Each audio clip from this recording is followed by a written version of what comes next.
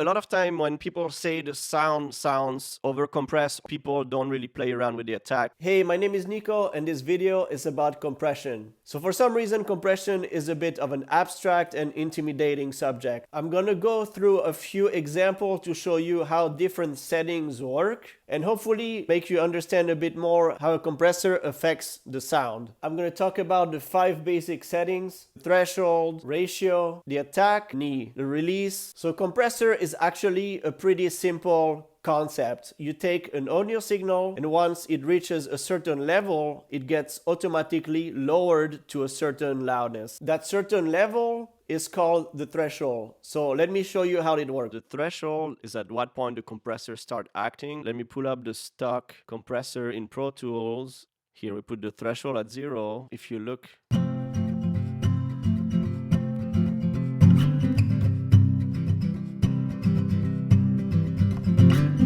you can see here on the input, this is your input, you can see your level goes to about here. You start lowering your threshold to where you want the compression to start kicking in. So let's see what that does.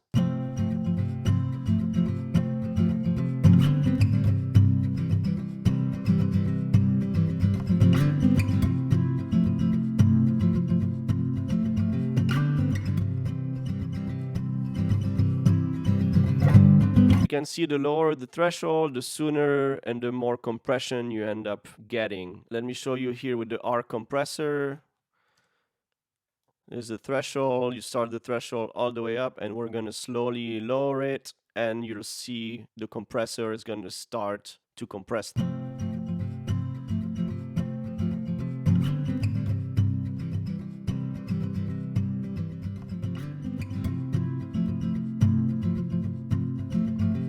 In general, you want to set your threshold when you're looking at it, or when you're you hear it. You want to start your threshold so it doesn't start too overcompressed. You want to set it so it sort of like just kisses the audio signal and sort of like grabs all those peaks. You can see this guitar sound here as all those peaks, which make the sound dynamic, but also can make things a bit aggressive. And in order to mix things better, a lot of time you want to make things a bit more under control. So you want to reduce some of those peaks and make the volume a little bit more consistent overall. So now you see the threshold is at what point the compressor starts compressing. So the next setting is the ratio. Ratio is by how much the signal is being lowered once it hits that threshold. A ratio of 1:1 is going to have no compression applied. The higher the number, the more compression is going to be applied. Usually a good starting point is 3:1, and then you can go up 4:1 and so on. The higher you go, the more extreme the compression is going to get. The ratio is like 1 or like 1:1. There's not going to be any compression applied. And the more you lower the ratio here,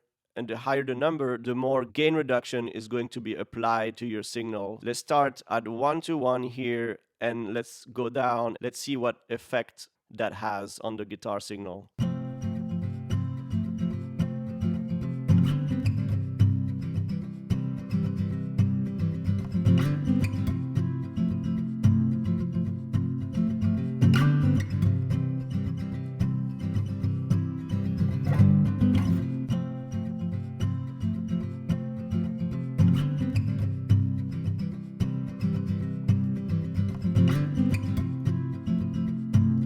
So you can see, even though the ratio is increasing, because the threshold is set pretty gentle here, you don't really see that much difference, So it's really only grabbing those very peaks like now and reducing them a lot. Let's try it with the stock plugin. Let's put the ratio at 1 here, 1:1, so there's going to be no compression. And let's do the same thing of increasing the ratio and let's see what happens.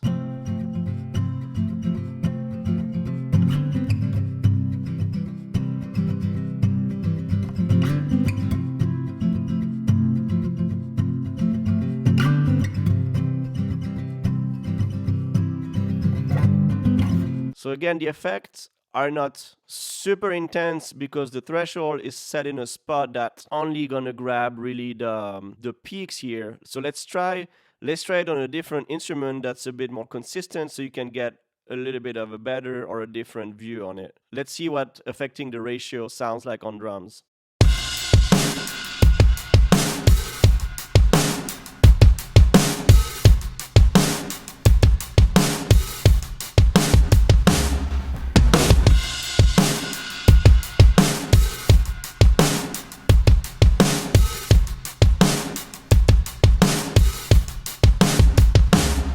you can see over here the GR means gain reduction. You can see how much it's grabbing those peaks and reducing the level on it, reducing the gain on it. So the next setting we're going to talk about and that you can find on the compressor is the knee. The knee, which is this setting, essentially changes how things transition from uncompressed to compressed. As a beginner, there's really not too much to mess around with the knee. You can see what it's doing. I'm going to play it. I'm going to move the knee around. You'll see you might not really hear that much of a difference.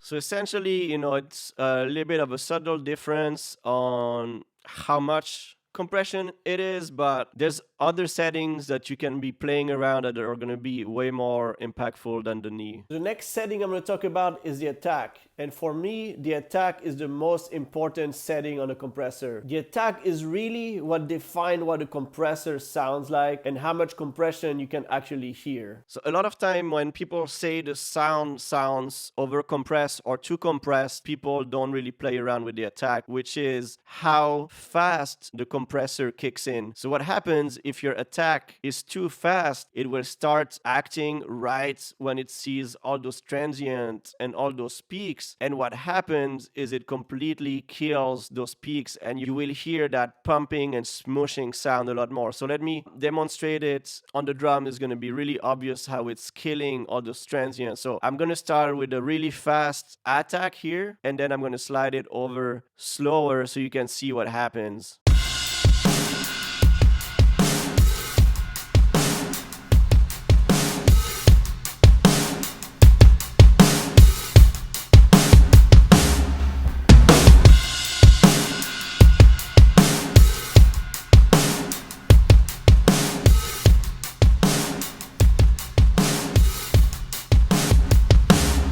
So you can see the faster the attack, the more the compression effect is going to be felt and it's just going to completely grab your signal and like squish it. So in general, you want to set the attack so you have the original transient can still somehow cut through and it doesn't completely kill that punch. Let's try with the stock plugin on the guitar. You will start with the attack fast and we'll do a pretty low threshold here.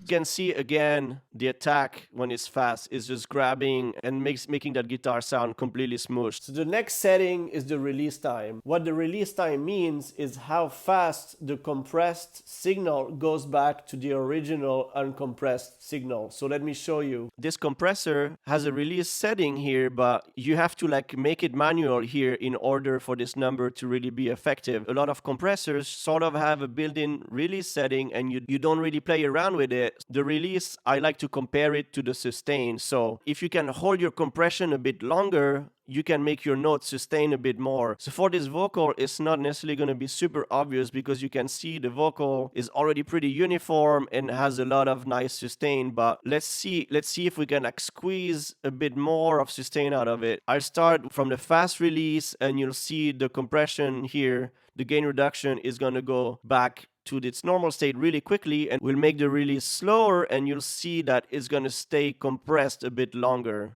All my life I've waited for you.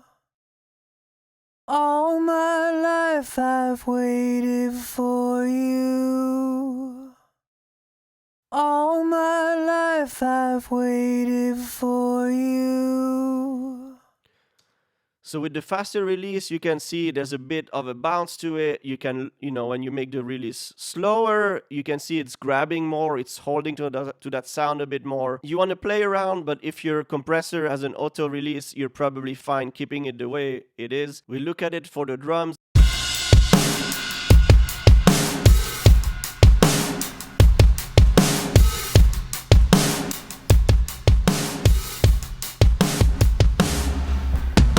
So you can see here when you put the release all the way to like 4 seconds, it's just compressed all the time. It's just going through that compressor and holding it that whole time. It's not coming back to the raw, to the uncompressed signal. So you can use the release and the attack. You can use that at your advantage as an effect. You can use it to try to get more sustain out of things, but most of the time you want to be careful that it doesn't have that sound where it's just grabbing and it just sounds squashed. And when you want things to sound clean and controlled, you don't want any of that grabby sound to come through. So those are all the settings I wanted to talk about in this video, but the last setting that I should mention is the gain or the makeup gain. And what the makeup gain does is basically, now that your signal has been compressed and essentially the level lowered, you need to bring, if you need to bring the gain back up. So that's why compressors have an output gain or a makeup gain setting